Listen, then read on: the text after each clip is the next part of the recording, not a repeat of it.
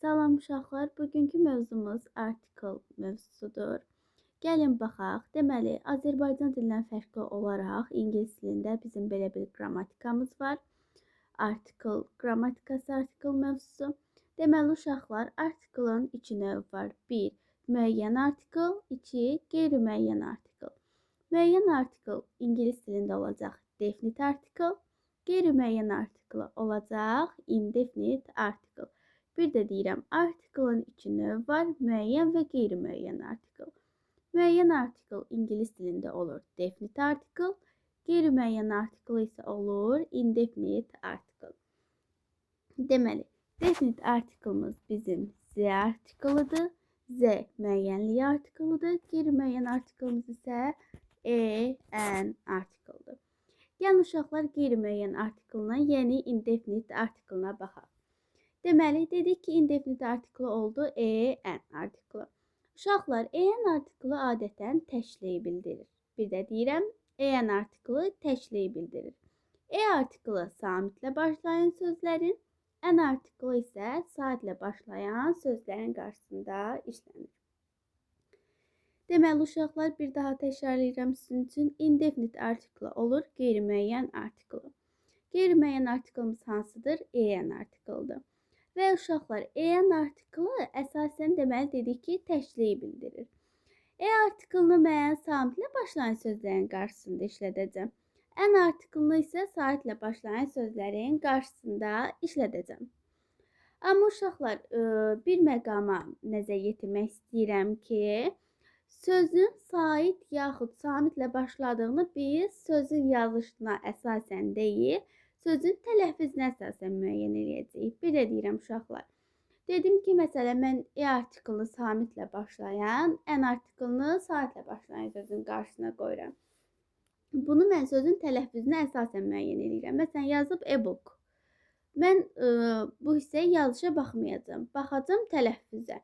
Tələffüzə əsasən sözün deməli samitlə başlayıb, yəni samit səslə tələffüz olunduğuna görə sözün qarşısına mən article qoyacağam.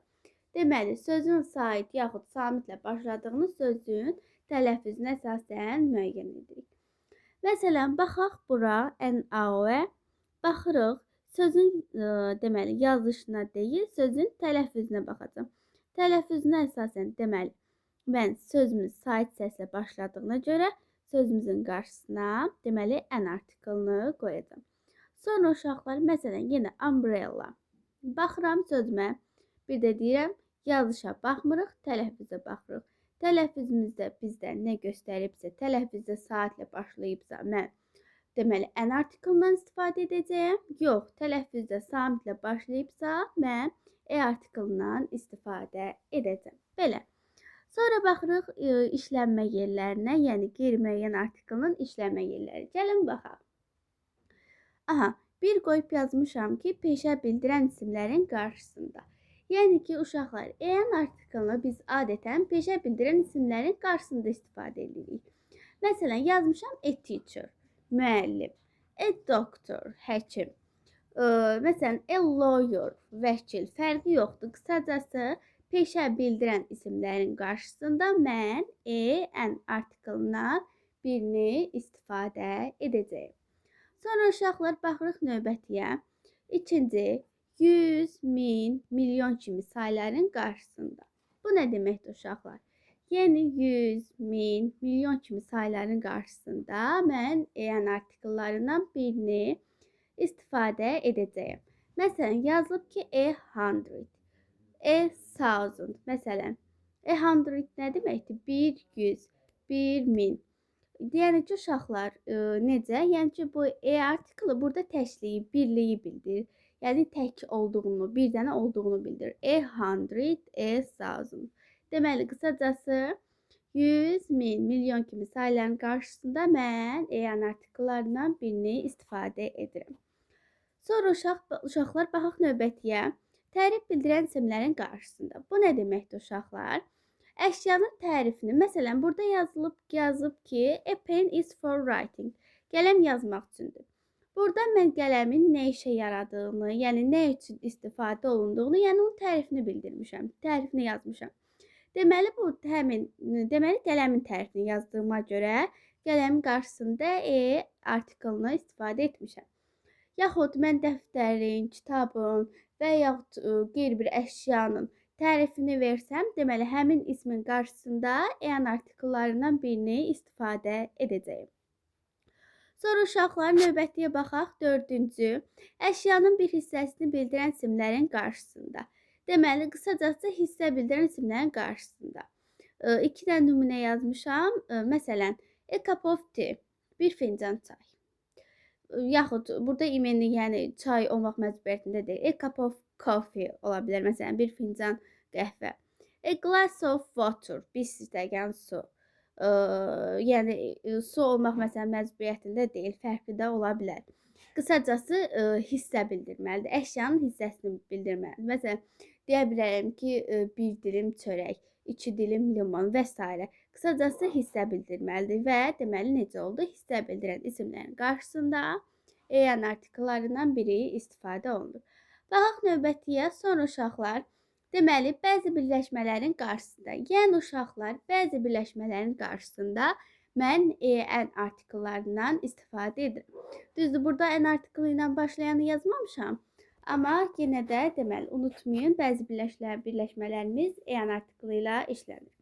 Baxaq, sonda sizə en artikeli ilə olan birləşmələri də deyəcəm. Deməli, have a rest, dincəlmək. In a hurry, tələsik. In a word, bir sözlə.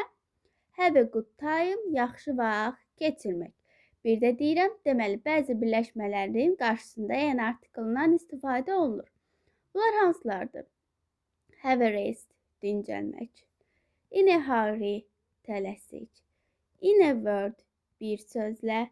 Have a good time, yaxşı vaxt keçirmək. Aha, deməli uşaqlar belə. Keçirəm bir də başdan deməli bir təkrar gedək. Deməli uşaqlar dedik ki, artikelin 2 növü var. Müəyyən və qeyri-müəyyən artikel. Müəyyən artikel olur definite artikel. Qeyri-müəyyən artikel isə adı olur. Necə olacaq? Indefinite artikel. Definite artikelimiz Z-dir. Indefinite artikelimiz en-dir. Sonra uşaqlar indefinite artikel haqqında gəlin baxaq. Deməli, indefinite artikel en-dir dedik. Təkliyi bildirir. Samitlə başlayan sözlərin qarşısında, en saitlə başlayan sözlərin qarşısında işlənir. Mən sözün sait yaxud samitlə başladığını sözün tələffüzünə əsasən müəyyən edirəm. Gəlin işlənmə yerlərinə baxaq. Dedik ki, peşə bildirən isimlərin qarşısında işlənir. A teacher, a doctor, a driver, a lawyer və s. və ilaxır. Sonra 100, 1000, milyon kimi sayıların qarşısında, məsələn deyirəm 100, 1000 və s.